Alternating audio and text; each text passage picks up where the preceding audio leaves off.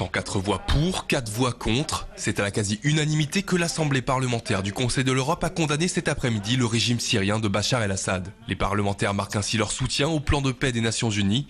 L'ONU avait imposé un cessez-le-feu le 12 avril dernier. Celui-ci est régulièrement violé par le régime de Damas et les insurgés.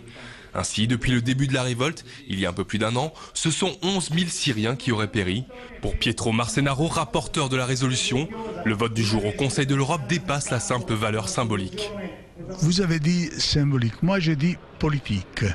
C'est-à-dire que c'est sur le terrain de la politique qu'on doit trouver les solutions de cette crise et même les autres mesures qu'il sera nécessaire prendre devront être conduites par une vision de la politique. Simplement, nous construisons des briques qui sont à disposition des institutions internationales pour fabriquer des édifices. Mais ce n'est pas un travail inutile de fabriquer des briques, monsieur. Parmi les points importants de l'amendement voté aujourd'hui, la demande au Conseil de sécurité des Nations Unies de mettre en œuvre urgemment un embargo sur l'importation d'armes en Syrie.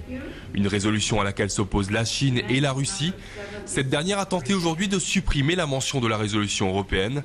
Les représentants de Russie Unie, le parti au pouvoir, ont également voté contre les accusations de dictature et de crimes contre l'humanité imputées au régime syrien. Donc l'excuse qui était invoquée, c'est que si Bachar el-Assad, si son régime s'en va, disparaît, on ne sait pas qui va le remplacer, on craint le chaos.